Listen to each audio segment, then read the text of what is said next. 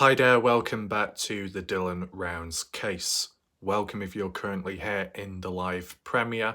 Feel free to share your thoughts, opinions and reactions in the live chat box right hand side of the screen as we go along in this video. So I just wanted to do a bit of a catch up, right? Where are we at with this case? What's happened ever since? Or maybe the lack of it? What was the last thing mainly talked about before the departure of certain individuals out there? Okay, so just want to put out there immediately, shout out to all the people that have followed over from the Dylan Rounds community, most of them, onto the other cases that I've been covering in recent times, such as the Kenny Veach M-Cave case. It's good of people to maintain that interest and focus in these different cases, whether it's true crime or true mystery. That's all good. And as well, vice versa, with the people from Kenny Veach case onto the Dylan Rounds one. It's good to alternate between each one. Bring in fresh faces, fresh people from one case to another. May see things in different perspectives. Might be a filtering out process over time where, you shake off some of the loose rocks which are slightly cracked and tainted, but what remains, and it's pretty good. Okay, so shout out to people. If you do want to check some additional links, they'll be in the pinned comment section down below. And if you want to check out my last video or so, whichever one I did, top right corner of the screen, the I symbol, little circle, white, click on that and there'll be some links to previous videos I've done. Okay. As for this video, we are talking about Dylan Rounds once again. Now, to some people out there, I just want to give a quick disclaimer, important disclaimer. For the odd person out there, this video may not be suitable or up to your standards, okay? But as for everybody else that's watching and present, I appreciate your patience and acknowledgement watching, okay? So, as I said, I want to talk about the Dylan Rounds case. How do I think and feel about it right now? What was the last thing that was talked about or going about? And then can we apply it to the maps? Okay. And it might be more to do with the Chase Fenstra situation. Okay. Take in mind that when it comes to Montello locals, none have really reached out since with new groundbreaking information or updates. The odd ones have said it's been pretty quiet ever since, so that puts things into perspective. There might be others out there who are not even from the area that claim there's a lot going on in the area, but some locals haven't seen or witnessed it. So who are you more likely to believe? A person not from the area that seems to know a lot about the place, or a person who is from the area? Take in mind, there are exceptions, such as me with the Kenny Veach case. The location it's taken place at, yet I seem to know more about it than some locals will. It's just one of those things. It does come down to how long you've studied a case for. The more you study a case, the more you go over it, whether it's repetitive, boring, but true, you can get to grip with things. I do feel that my previous videos and tips and guidance when it comes to trying to understand the case might ring true today, till this day, and that my previous predictions have come true as well. The stamina war is evident and remains on for basically any case out there, good or bad. There will be a stamina war. So who have we seen a temporary departure from within the case itself? Those that have covered it. Earthworm Infotainment, currently not covering the case, no videos, nothing. That's because they're elsewhere and it's to do with the dog training. That's understandable. Whether people agree with it or not, or think it's genuine or a scam, they're doing their own thing, whatever, over there. So it means less attention on the case, no more searching about for now. Ty Corbin, not quite sure. He's done some videos here and there, but other stuff. Bob Farrell, maybe one of the other channels left standing, has gone away since.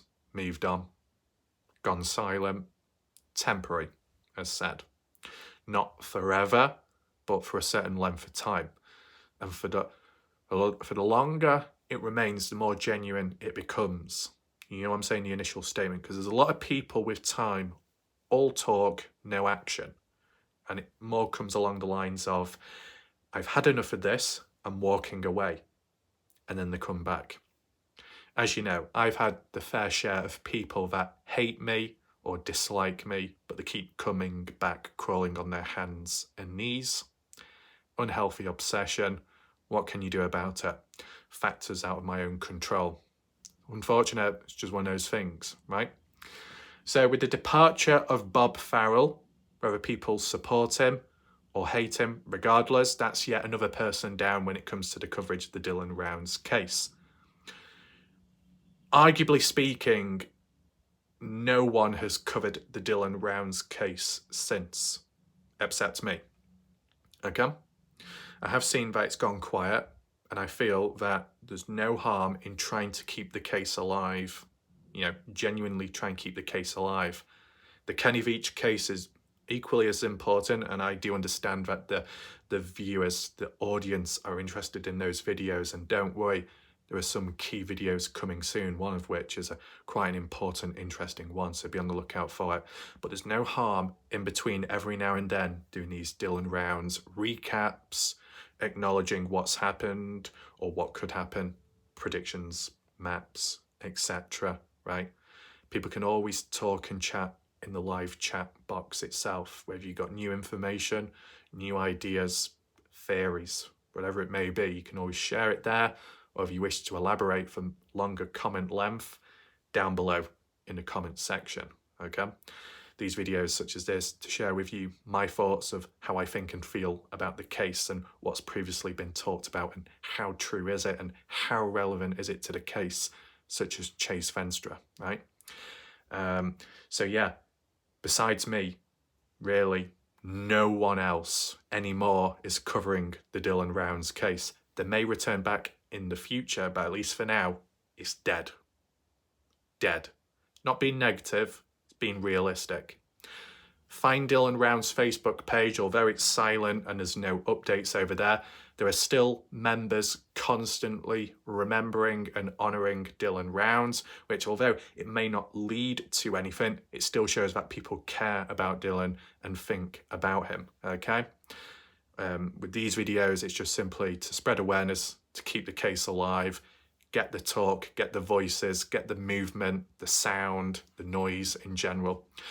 I have extensively experienced it with the Kenny Veach case, that you could go round in circles and you can be labelled as an idiot. You can receive all the insults, you can be bashed and pushed around and disrespected, but at the end of the day, by being a certain way, it led to answers and it led to movement and it led to people reaching out. If it worked there, it can work here, and it has done over time. So hence why there's no harm in doing a video like this. So how do I think and feel about the case? Well, first and foremost, I think it's pretty much dead in the waters as far as online, okay? Behind the scenes, of course, there's probably stuff going on, but only up to a certain point. I mean, as for the weather here, reasonable, okay? It's been colder previous years, not as bad for now.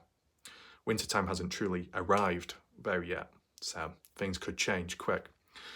Compare that to the US. If there's anyone within the area of where Dylan Rounds went missing or Montello locals, feel free to share your thoughts of the weather, what it's like over there, etc. Okay? To put into perspective of what to expect when wintertime truly does come about and the delays and impact it can have on the search for Dylan, right? Because even if we're not fully informed or told what's going on in the background operations can be halted at any point if bad weather occurs. And like how we saw last winter, it did delay things for quite some time, right? So whenever there's delays, it means that lack of opportunity in trying to get justice and trying to bring that closure to find Dylan, okay? Still ongoing. As I said, if people know what the weather's like or have experienced it firsthand in recent time within the area or so, share your thoughts down below, right? Do you think that the winter will be just as harsh as it was last year, or worse, or not as bad? Let me know down below, okay? We could do a poll or some kind of interaction in the chat right now or a bit later. Do you think at any point in the future will the family reach out to the general public again, such as a public search, or do you think that's long gone by now? Okay, there's specialised groups, supposedly, private searches, fair enough. But will there ever be a form of desperation or change of heart? General public, the family want general public to help and assist. Will that ever happen again? Let me know in the chat. And if there's a poll voting option available, feel free to vote when you can. Okay, I'm interested. I mean, look at the Christine Passay Parker case. Family, friends, very welcoming and I guess accommodating and supportive of general public that may reach out in some way or another.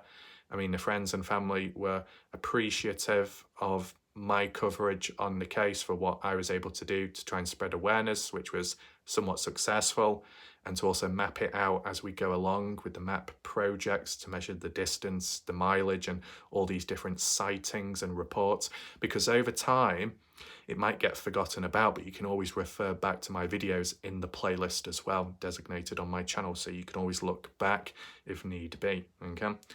But this is the thing, with each missing person case, there'll be different factors, and with each family impacted, they will react differently, okay? Some families may break down completely, others may stand strong and quite firm to the point where they could be questioned as not caring. All these humans react differently, okay? And I guess the same can apply to the communities as well. Some communities out there are more healthy than others. The Christine Passay Parker community is 99% positive and healthy. That's partially because maybe not as many people in high numbers are in the presence of the community itself, maybe more so on YouTube rather than Facebook, you get me? Whereas Dylan Rounds, maybe Idaho, Kenny Veach, there's more room for toxicity in those cases because it's more popular and there's more people, and if there's more people, there's higher chances of negative stuff happening, okay? But yeah, with the way the case is going, besides the weather and how things can be delayed in the search for Dylan, for this length of time, okay, people have said when it comes to court dates and court hearings over time, that can be delayed and that can be dragged out, even when you want it over and done with. Even in other cases where they found all the evidence, they found the remains, they brought some closure, but then the other half of closure has not been delivered until 5-10 years on in some extreme cases, etc. That can still apply to Dylan Rounds, I understand, and some key individuals on my channel who've experienced it, unfortunately themselves, have explained that. So that is still looming over the case, right? But what doesn't help is on top of it all that the remains haven't been found, at least to public knowledge till this day, right? For a certain point of time, it was kind of a positive coinciding with the court dates being delayed, because in the early to mid-range days, the positive was, okay, court dates being delayed, but at least it's giving more time and more opportunity in trying to search for Dylan's remains.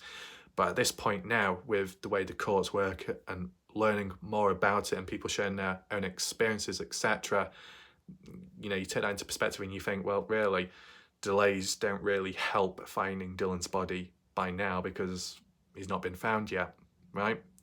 So does it get to that point where, as for the search process, you start questioning, is Dylan even in Lucin?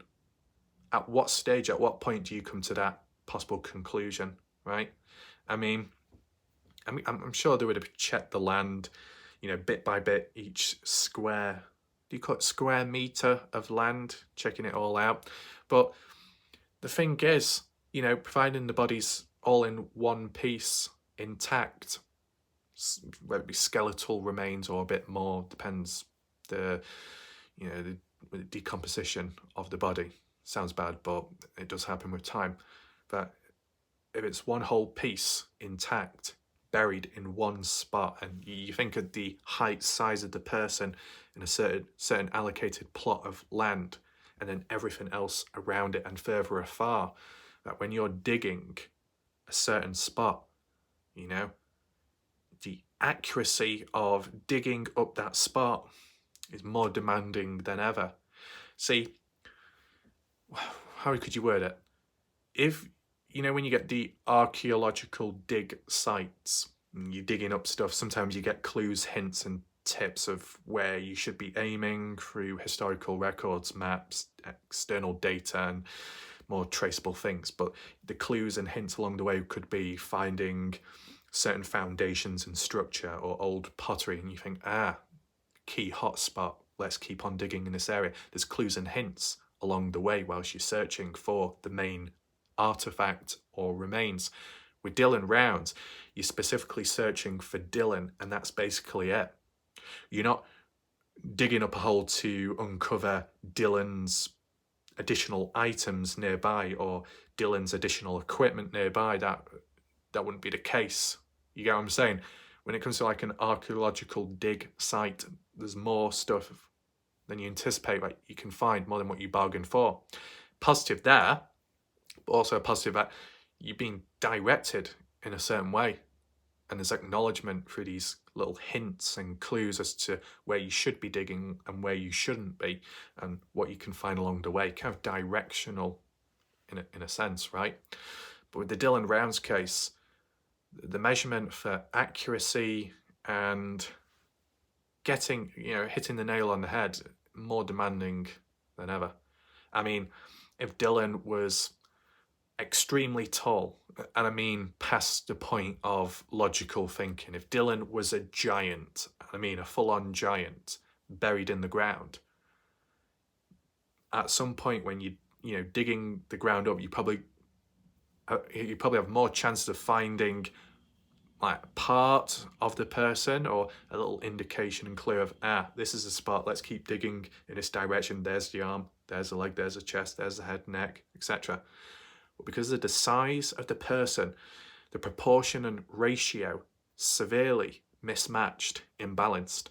The proportion height of Dylan's body compared to the proportion square foot, land, mileage, yards, the whole area of Lucin, that's greater than the height and size proportions of Dylan.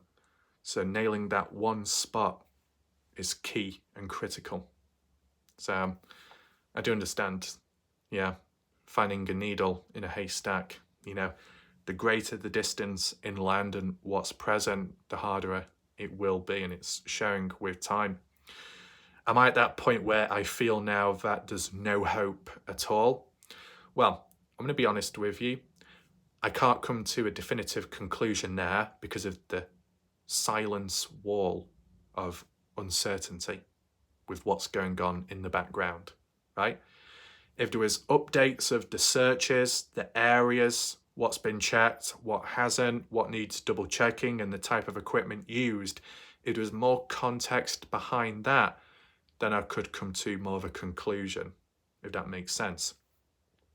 This is a conditional one, what you call it, a hypothesis or something, that if it was publicly explained, not that it has been, but if it did occur, that they did exhaust all their resources, time, equipment, they went above and beyond, they went hard, put more hard effort in, more time and focus than ever before, and they still haven't found Dylan, then I would be slanting more on the line of, not looking good. It's really not looking good, right? But I don't know about that aspect, so I can't come to a definitive conclusion there. So I think it still remains in the balance of uncertainty, right? In the wake of something could unexpectedly happen. Most likely if something does happen, it's when you're not expecting it, maybe when you're not even around, right? Sometimes when people have moved on or got bored or lost stamina or there's really nothing left and has kind of reached a dead-end wall, people have just walked off, covered other stuff naturally. And then there's been random breaking news and then it's brought everyone back. I mean, unrelated, but a small example of how it can work is, I don't know if it was in Idaho or Utah, one or the other, where there was a lake and some teenagers or something, either fishing or in some kind of canoe or near a lake, found skeletal remains of a person, a human, I think in the end turned out to be Asian, older than expected, right? But at the time of hearing it, some people jumped onto the bandwagon. Bob Farrell, Jim Terry, more so Jim Terry. And then a few people constantly talking back and forth, could this be Dylan? Not speculating, but it could be, but it couldn't. That fell flat pretty quick, right? False hope. Was there any other way of documenting it, talking about it? I don't know.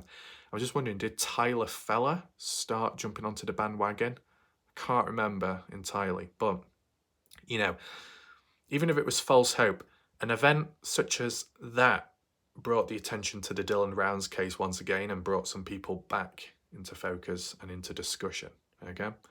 And it happened at a time when people weren't expecting it, hence why it was unexpected and why it caught people off guard all of a sudden. Just happened. So something like that could happen in the Dylan Rounds case. Now, could there be a delay period? I want to know your thoughts in the live chat, whether it be a poll or not. Do you think if Dylan Rounds was found sometime about now or in a week's time, would it be announced as soon as possible online, or would there be a delay period following formal procedures? We've seen it in the past with other cases, whether it be at the hands of the family or authority police, where remains or key evidence has been found, but it wasn't publicly talked about immediately. It's like a month later, maybe longer. Will that happen in the Dylan Rounds case? Or do you think the family will just throw it out there on the Facebook page in kind of relief and a bit of joy in a sense because of getting that closure and whatnot after it dragging on for so long? Let me know your thoughts down below. I think, this thing, if you want to apply it to Lance Kelly, a person that has been searching for Dylan or trying to search for Dylan, and with the cadaver dog situation going on in the background, as said, and it's probably obvious to people, but if others are kind of unsure, if Dylan was found from now till then, and then Lance Kelly got the dog and then could start searching, it doesn't go to waste entirely, because if it's all genuine and stuff on that basis, hypothesis, then Lance Kelly would just apply the dog usage to other missing people out there, maybe Susan Powell, was it Tommy Novak, maybe Aidan Clune, etc., right? And so on. Speaking of Aidan Clune, that's kind of gone silent as well. I mean, I've not really searched about it on YouTube. There might be some people still covering it, but I guess the atmosphere and references are no longer present, right? So that could be another dead-end case. This is the thing. At the end of the day, there's only so much you can do, and that can apply to the people directly in the case and those that are external, right, covering it in some way or another. There's only so much you can talk about. There's only so much you can look at and analyse. Sometimes you can go round and round in circles to come to some conclusion or maybe to unlock a new pathway, but it doesn't always happen. I guess it depends how deep the case is. The deeper it is, the more opportunity you have to look about it in different ways and try and understand it from different perspectives over time. You can't see everything over the course of a day. It takes time to learn about the stuff or pick up it from different angles, okay? So, Dylan Rounds case, just focus back on that. Okay, departure of people out there covering it, moving away for numerous reasons. For the most part of it, supposedly temporary, okay, for as long as the case goes on for. I'm sure they'll always return back. Let me know your thoughts. Your genuine thoughts right here, right now. Although the Dylan Rounds case community may have gone very silent and quiet, maybe not here, but maybe elsewhere, just say, in general. How do you feel about it yourself? Does it feel uneasy? Does it feel calm? Does it feel relaxing because there's not as many characters and personalities now?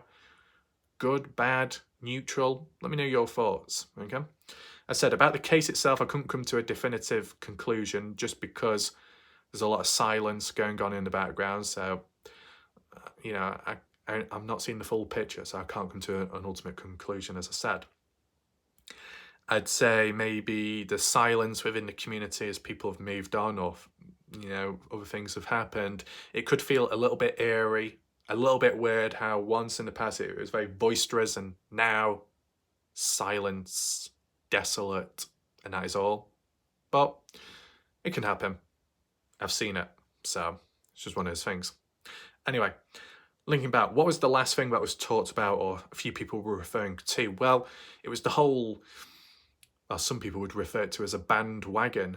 You had one side of people calling out Corey as a fake.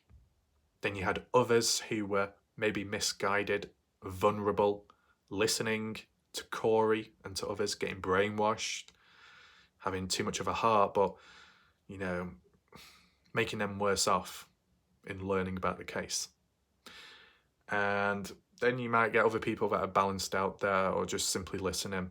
At least at the time, I listened to what they said, took some things into perspective, but also compared, contrasted with others. The two issues what I had with Corey, she didn't always answer my questions. So maybe there was a bit of deflection going on. Okay, that type of behaviour. Other times it took quite some time and effort to get an answer out of them to do with a very specific question. Okay, there are times in life where I do ask specific questions, and there might be many other times where the questions I have no one has an answer to. It's just one of those things, right? It is where it is. But, you know, if you ask it once, nothing happens, try again, maybe try again, and then maybe you get an answer. But it's the time it takes, and you think, why drag it out? You know, is it because you don't understand my initial question, a language vocabulary barrier, or is it because it's going against your narrative? Maybe a little bit of tension and stubbornness going on. As I said, I've come across some stubborn people in this case, so there's a possibility there.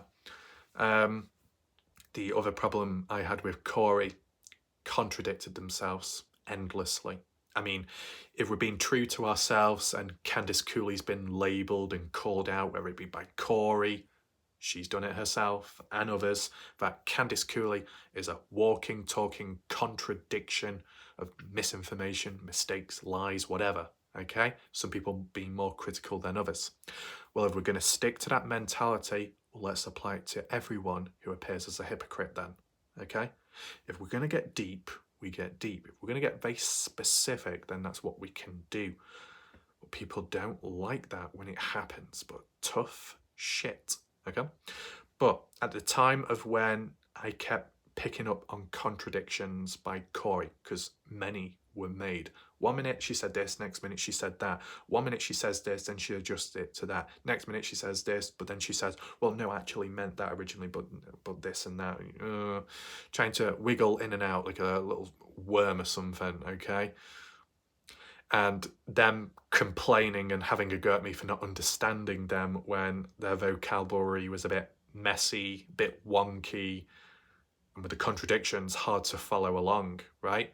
I mean, if you're here to deliver a message in some way, first of all, try and present yourself in a maybe formal and somewhat respectful way, and that showing the understanding and empathy that there'll be others out there that may need explaining to them a couple of times, right? That if you portray yourself in a bit of a, what do you call it? Bit of a fragmented way when it comes to typing, how you type, the language, the wording, the punctuation. If it's lacking, if it's a bit negative, a bit all over the place, it can have a negative impact on how people perceive and understand it, right? If you worded it the wrong way and it was a genuine mistake, people are then going to misunderstand and thought you meant something else when you meant the original thing, and then that means further time in trying to explain and understand it. There was always smart arses present saying, well, I understood it. Well, I clearly understood it. Well, it was very clear to understand. Good for you.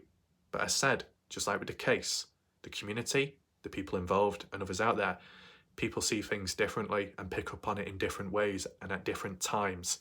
Not everyone is up to date 24/7 and can pick up on it within a 0.5 second response rate, okay? Some people prefer telling to them with verbal information and talk. Others prefer described and proven visually. Visual learning, auditory learning, text-based revision learning. There's many different ways and formats. Some people's minds and bodies respond better to some than others, okay? So how you portray yourself and put the message across, you've got to take that into consideration, okay? The more you put up a defensiveness, a shield, a form of resistance, a little bit of toxicity, you may lose control, you may show a bit of aggression in a sense, you may resort to insulting or using swear words or typing in capital letters, etc. Does no good for you and your own image, right? I mean, prime example in recent time, a person called Josh, whatever, default profile, Kenny Veach case. Whinging, whining, having a go at people, insulting them whilst trying to get a message across at the same time. What good does that do? The more you insult people, complain, whinge and whine whilst delivering a message, the less likely people are to listen to it, okay? You know, I get criticised for talking in a monotone voice. It's what you call a neutral voice, okay? Calculating it as one goes along, trying to explain it as clearly as possible, maybe even slowing down at times, just so people can catch up. No harm in doing that, but you start bashing people at the same time as delivering message or a news update, does no good. Might be exceptions where you've delivered the message, you've done what you've done, and then at a later point, if people have completely disregarded it or done something to it, twisted it more so, manipulated it, then okay, maybe there is a response to that in a way, okay?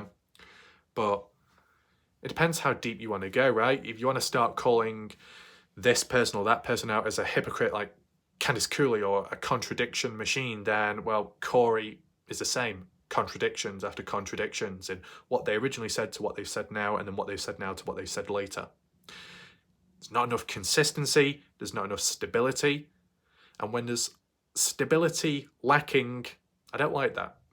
I want consistency. It'd be good to see that. Some people just want hard, cold evidence and proof. For me, yeah, that's welcome, that's helpful, but still, there's times where evidence can be fake evidence. Do people think about that? Sometimes it gets to a point where people are so desperate where they've not been given any evidence or proof, videos, footage, text messages, receipts, whatever, but people are yearning and desperate for it, really like wanting it, oh yeah, give me, to the point where people become so desperate and blinded that when they are given false evidence just to shut them up, it's enough to convince them. It's not a good situation to be in, and it has happened, okay? Would people argue and say that Bob Farrell has gone through that? That Jim Terry has called out Corey previously and others over time here and there, and some have been a bit more hands-on than others. But someone like Bob Farrell, very passionate with the case and supposedly cares about Dylan to a great extent that he wants to learn about the case and find the truth and spread awareness, that he listens to the wrong people and the wrong crowds, that drags him in, gets dragged down maybe loopholes and rabbit holes to the point of becoming a lost cause or a bit confused or thinking that they know more than others, but what they know isn't exactly true, but they change in their behaviour and mindset to the point where they may shut themselves off from others or need to take a break, maybe. I've seen it with people over time where people have said it's got too exhausting and too draining, the case, it's just not worth their time, so they need to back off for a bit. There's many different reasons to why people do what they do, okay? There'll always be some that are kind of unexplainable. As I would call it, there are others out there, ticking time bomb, where it's inevitable that they'll show the true colours eventually. That's another one. But I guess the last thing that Bob Farrell was referring to, and some others, to do with Chase Fenstra, Dylan Round's case related, kind of, maybe. I think Bob Farrell was wondering or pointing out that supposedly that Chase Fenstra, at least what was last talked about, maybe a month ago or so, that Chase Fenstra released, supposedly, and residing in Montello, but because of crossing over, moving away, supposedly not allowed in Chase Fenstra's position. If anyone can agree or add on from that, feel free to down below. But My simple question would be, okay, Chase Fenstra has gone from here to there, maybe it's not allowed, but does it really matter? Is it really relevant to the case? Maybe some people would agree, those that think and believe that Chase Fenstra plays a role in Dylan's death, disappearance, etc. But is there enough hard evidence, any physical evidence, any DNA, fingerprints, clothing, footage, whatever, phone calls which would prove that Chase played a role? There's in the background, Coy, text message from Tracy, text message from Son, text message from this and that. Okay, but where's the text messages? Where's the visual proof of it? All you have to do is post it to your channel. It's really simple, okay? Yeah, you can exchange in the background privately, but why not do it public? If you genuinely want the general public to believe in it, then be willing enough to provide the evidence public as well, right? So times previously where I've put the idea across that there is proof to suggest Kenny Veach is alive, despite if I've been criticised or not or questioned with time, at least I've put it out there public for people to watch. CCTV footage, and if that's not good enough, phone call made by his Facebook account, right? At least an attempt was made.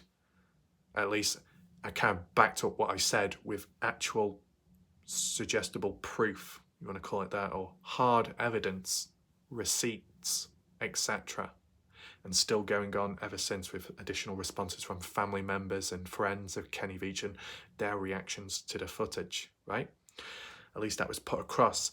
If I simply stood there on YouTube and said, there is proof Kenny Veach is alive, there is proof he's alive, that's it. What good does that do? How is that supposed to convince or persuade people in believing in that? 99% of the time, people will respond with, where's your proof? Prove it. Prove it. That has happened on other channels, okay? Take in mind, I can't go onto other channels and provide links to my videos. That'll be classified as spam by YouTube. People like Org, Christy, maybe Tasha, maybe other people that have provided links to other videos on my channel for me to watch or other people, they've been removed by YouTube, out of my control. YouTube are very tight and restrictive when it comes to non-channel members leaving linked comments in other people's video comment section. So when it comes to me trying to spread awareness that something's happened, I can't provide those links onto other people's channels. So the best thing I can do is, there is proof that Kenny's alive, there is proof that this happened, there is proof of a crystal skull being found and retrieved, whatever. Feel free to check my channel out. Feel free to check my playlist out of Kenny Veach and follow from there. If not, just type it out in the Google search bar, it'll show up. But because no link is given, people demand proof. But on other people's videos, I can't provide the links to those videos because YouTube deletes them immediately. So I really can't do anything about it. But what people can do about it is by bloody taking action.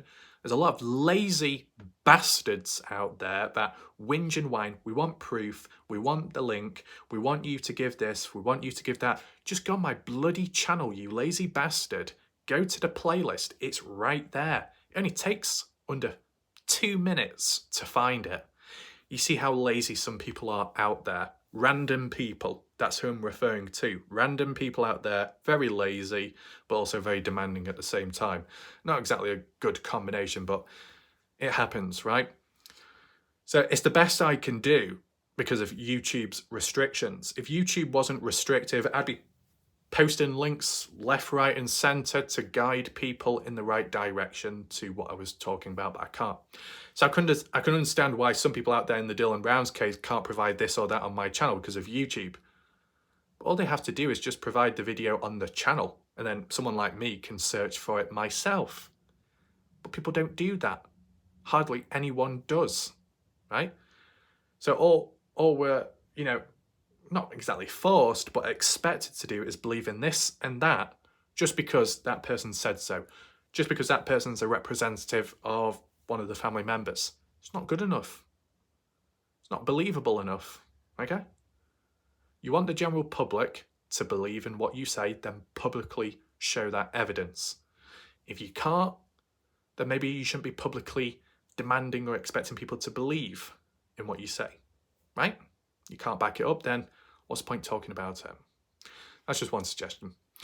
But has Bob Farrell been in a situation where he has been exposed to supposed evidence in the background? Maybe. And that's what led to him changing in direction and how he perceived things and locking back on with Chase Fenstra being responsible and the whole wondering why Chase Fenstra is in Montello now.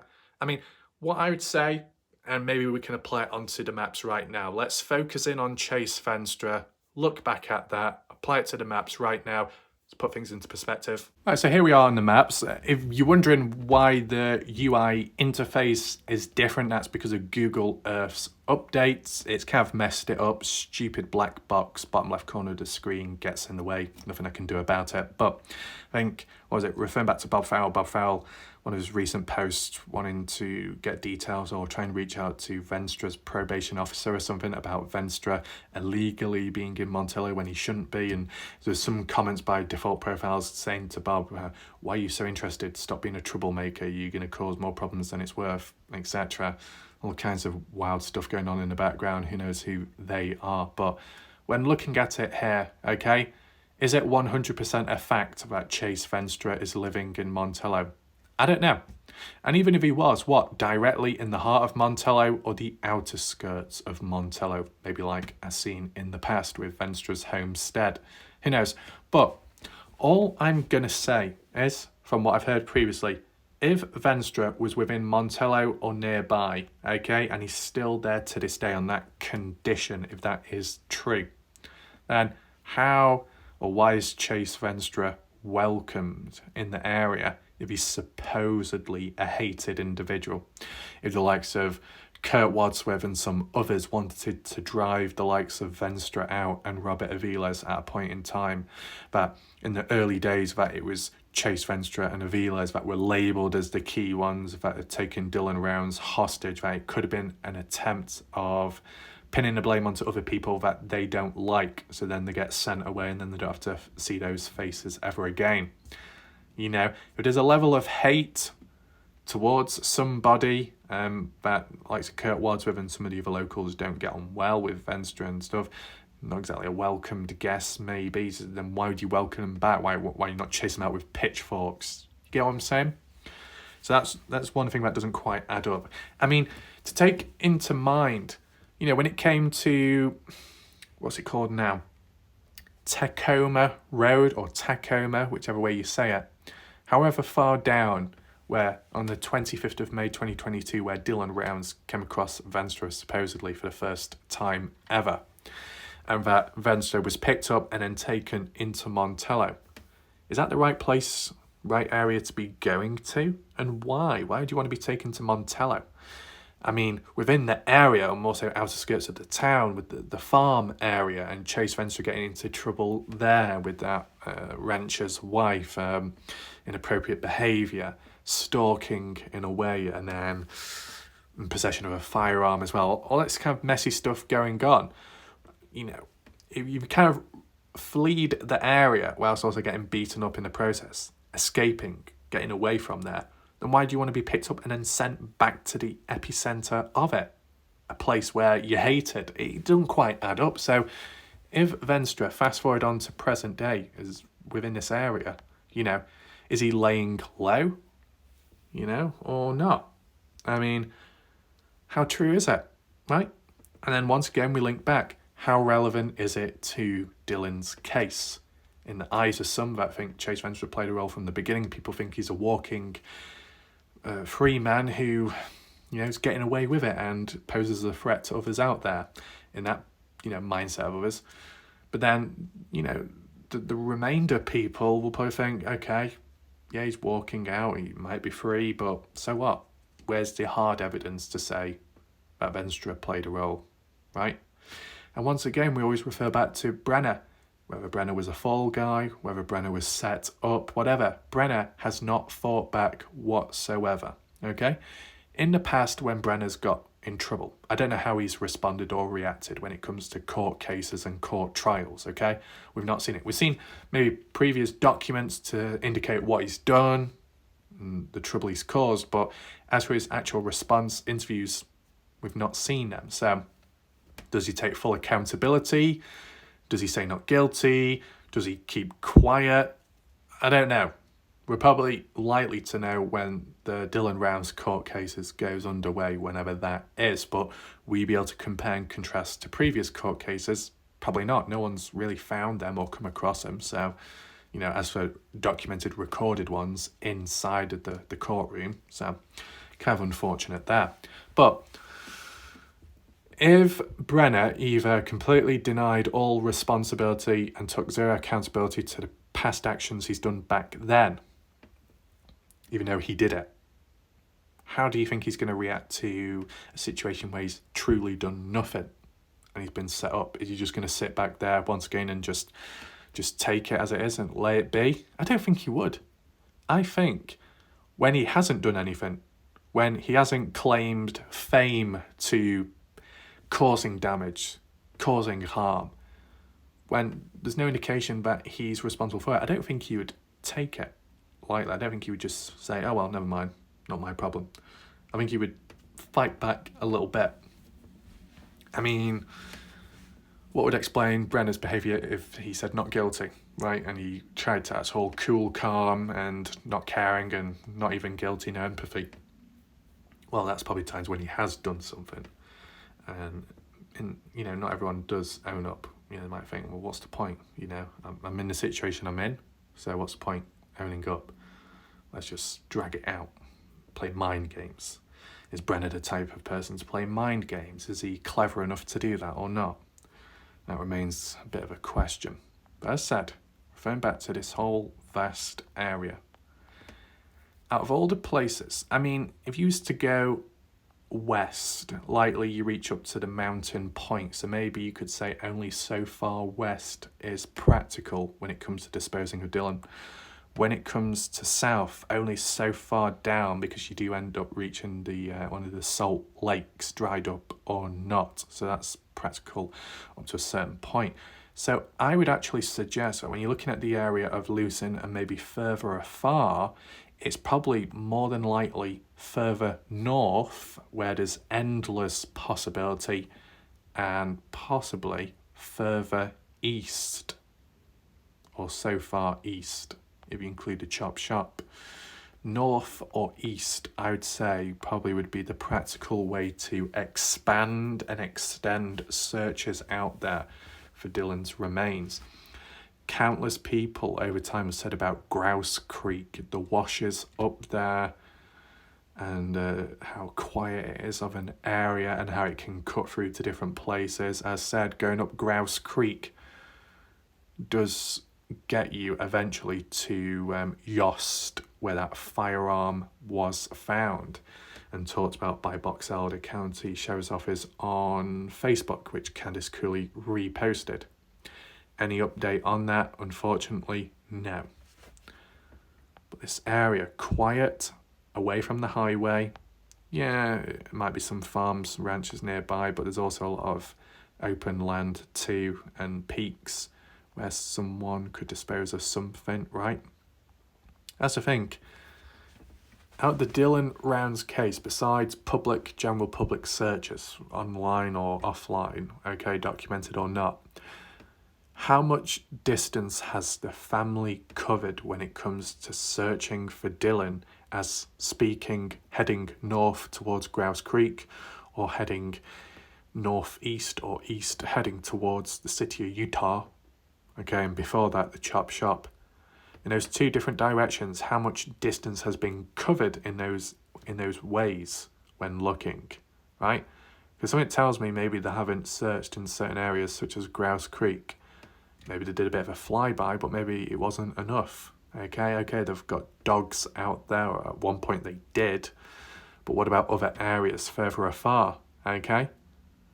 Because the longer Dylan Rounds remains missing, the remains at least, and the more areas that's searched over and over again in a specific place concentrated to the heart of Lucin, surely it gets to that point, that moment, realisation that maybe Dylan is further away than expected, right? And then you've got to gauge the distance from there on. The only thing that I would point out that what the dogs found more so in recent time, if we remember the last update, that a key piece of DNA evidence was found, but not much more was given. If we just knew the location, I think some people were hitting it and constantly talking about Lucin Pond, obsessing about this area as to where the dogs found the item. But is there a proof, actual proof, by the news articles, by the police, the authorities, to say dogs found evidence, this is the area DNA was found? I've not seen it yet. If anyone can provide it, feel free to do so. But if we just knew that area of the latest evidence found, then maybe that could be taken into perspective, right? If the key evidence found, the DNA evidence, was within the area of Lucin, the same areas that have been searched over and over again, then yeah, maybe you could highlight that there is still more there than what you think, and more searches need to take place in that particular spot. But if this evidence was found further afar, then maybe it's directional evidence to suggest, hey, go in a different direction and see what you find, right? I still think maybe not enough has been done when it comes to Don's trailer, private land or not. Surely the family or police could get permission in some way, maybe. But yeah, just wanted to do this little map to take things into perspective, okay? The practicalness of the likes of Fenstra supposedly being in Montello or nearby, how likely is that? And considering how Fenstra was seen in the past by certain locals, would he really be welcomed back? It seems a bit odd. And how would Kurt Wadsworth feel about it? If Kurt Wadsworth, as it was last talked about, supposedly hiding in the bar, what would Kurt do if he came face to face with Chase Fenstra? Would anything happen or not? Well, up to now, not much has happened, so take as you will. And once again, the area of Lucin, as vast as it is, does it get to that point where you ask yourself, maybe it's time to head in a different direction, more north, or maybe more east, maybe even south? I want to know your thoughts about that down below in the comment section. All in all, hopefully you enjoyed the video and there was a sufficient time for you to have discussions and react in the live chat box. As I said, if you've got any additional comments or whatnot, you can leave it down below in the comment section. As for YouTube comments, maybe we can catch up with that in a different video. I'm just being conscious of the time and everything because of storage. And as I said, videos over 1 hour, 20 minutes long, YouTube doesn't seem to like that. So I try and, well, sometimes I try and avoid it to prevent technical issues, okay? But if there are any comments that do need to be addressed, I will catch up on it in a future video. And comments such as in this video down below, questions or additional information, I will acknowledge that in a separate video. Separate video can be another space for discussions and awareness to take place in the name of the Dylan Rounds case. As said, fully aware that this video won't be to some people's standards or satisfaction rates, and I'm sure people will have something to say down below, but it is what it is, okay? So thanks for watching, appreciate those that are patient, and I'll see you next time. Likely a Kenny Veach video, probably, unless something unexpected happens round the corner. We'll see. Goodbye, good night for now.